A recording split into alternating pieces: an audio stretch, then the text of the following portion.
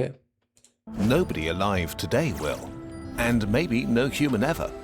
Locked in by an invisible barrier, impossible to overcome for carbon-based animals like us.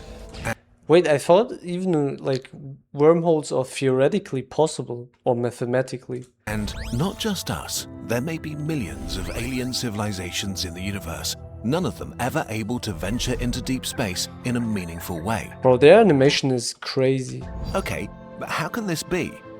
We've made countless videos imagining how the exploration of the galaxy and beyond should just be a question of time. Oh, they have a video about the Dyson sphere? Bro, I should definitely watch that. If they have that. Sort of mandatory for civilizations at a certain point. But there's a catch. We're pushing up against fundamental physics. What is this barrier made of dust and nothingness? And why is it so hard to overcome? Wait, the solar system is just our sun, right? Like, the system of our sun. We cannot pass that? I swear this should be possible, right? You don't understand how large space is. We don't either. Conceptualizing the size of space is impossible for our ape brains that evolved to understand Ah, true. I guess the solar system, like only our solar system is already so big that we cannot pass by it. But I feel like if we want to have space travel, we have to develop like wormholes. distances like right here and over the next hill. Space is so absurdly huge that we just check out and just hear very far. Very far and a million times very far feels the same. But very far is probably already very, very, very far. It's not. To help our brains, let's start with what makes us cross distances: speed. The fastest a human ever traveled in Hell space yeah. were astronauts at 40,000 kilometers an hour. 40,000 kilometers an hour?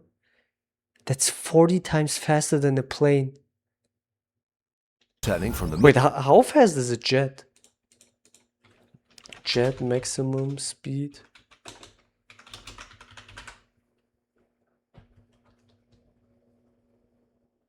In kilometers, bro. I don't know miles an hour. 900. Okay, they can reach 2004. It's still, bro. The Apollo. What was it? 13 or something? Was 20. No. 10 times faster. Like 15 times faster than a jet. Bro, that's crazy. Moon in 1969. Not bad, but way too slow. The fastest thing humans have ever built by far is the Parker Solar Probe, which at this moment uses a Parker physics Solar cheat Probe. code hurling around the gravity well of Venus, accelerating to get closer to the Sun. After 7 years of doing this, the probe is shooting through space at a breathtaking 635,000 kilometers an hour. Yo! Fast enough to go around the world in 4 minutes, or to cover How does it not break at that speed? the distance from Earth to the Moon in 36. So let's pretend we had a spaceship that fast with a human crew ready to explore the universe. Current rockets would need 7 to 10 Bro, how did we already develop something so fast? That would mean that this thing is faster from Germany to Italy than, like, faster than under a second. If it goes 600,000 kilometers per hour, it reaches, bro, it could go around the world in under a second probably, right? months to reach Mars, but our new spaceship covers the distance in just 2 weeks. Pretty good. The next stop is Pluto, which we'll reach after about a year. Okay, much longer, but still okay. It only takes 2 more years to pass the heliopause and 1 more to pass Wait. It's already 600 kilometers per hour and it takes still 1 year to reach Pluto?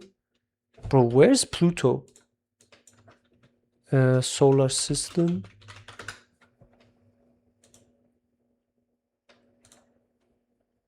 Bro, just give me an image. So we are here. Okay, Pluto is like the outer, like the forest planet. planet. According to Rick and Morty, they're not. 2, which travelled over 50 years to get this far. Great. The next stop is the end of the Oort cloud, the true edge of the solar system where open Oort space cloud. begins. We reach it in 2,500 years. What is the Oort Oh. cloud? Wait, I need to Google that, sorry. I need to know that. Oort cloud. Is that like particles? The Oort cloud is a giant spherical shell of icy space debris surrounding our sun. Bro, that shit's cool. So, it surrounds our solar system like an icy space of debris. It lies far beyond Pluto and the Kuiper belt, marking the outermost edge and largest part of our solar system. It is believed to contain trillions of icy bodies and serves as a source for long period comets. Trillions of icy bodies. Oh no. Not only did we travel for the amount of time it took to get from the founding of the Roman Republic to the present day, there's nothing out here. This is the invisible barrier, the barrier of nothingness that might trap us in the solar system forever. Okay. Space tends to be like that. There is a place that's very far away, but with human ingenuity and billions of dollars, we can get there. Then you zoom out one more Wait, no, we cannot at the moment, right? Only the probe can. time, and all hope leaves your body. And the problem is that we've barely started zooming out. Why don't we just go faster? Well, we don't know of a non-magic way to travel faster than light, teleport, or freeze people. So, no warp drive for now. But things like a propulsion system that uses nuclear fusion or antimatter, powerful enough to reach a substantial fraction of the speed of light, are in the realm of the physically possible. Oh, really? Ignoring the technical details and various problems that these energy sources have, we'll be very optimistic and make the reasonable assumption that we can get a spaceship to fly at around 20% the speed of light, which is extreme. Wait, so if we are very generous, we can only reach 20% of the speed of light? Bro, I feel like speed of light is bullshit. We need to develop wormholes before that. Extremely fast, 60,000 kilometers per second, 216 million kilometers per hour. Fast enough to reach the edge of the solar system in just 3.5 days, Oh, that's and the crazy. outer edge of the Oort cloud in 8 years. Alpha Centauri, the closest star system to our own, in 20 years. Wait, so what is in between the star system? So there's like an icy, like a cloud of icy bodies, then there's nothing? Like nothing at all? Can work with that. There's only one small problem. We don't have internet! Wait, Well, what? that's advertisement. Wide range Let's connection skip while that. traveling for a 15% automatic like a low name everywhere. A real number on some use the code could have to do. Everything space hates you. The barrier of dust.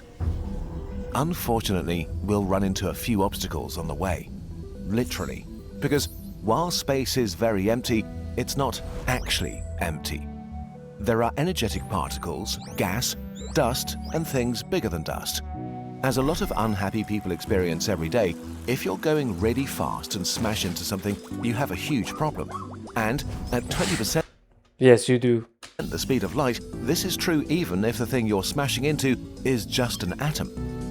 An Oh, individual what? No way.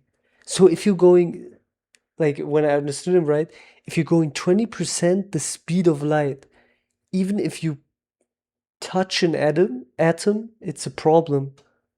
iron atom that hits your spaceship at this speed has enough energy to carve a damage track tenths of a millimeter deep. Hell, Over time, its hull will be riddled with microscopic bullet holes, which is not great. that's Of course, crazy. our engineers knew this and created a shield for our ship. A sort of protective sail that absorbs or at least slows down most molecules we smash into. And while this makes the journey much safer, there are things floating around in space that are larger than atoms.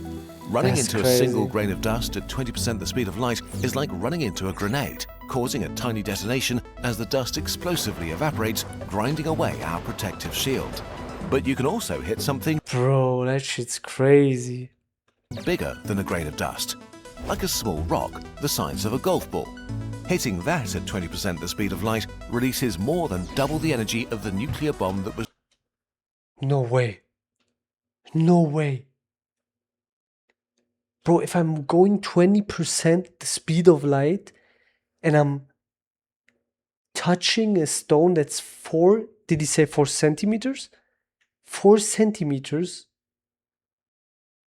The explosion that will happen is 2 times the little boy bomb.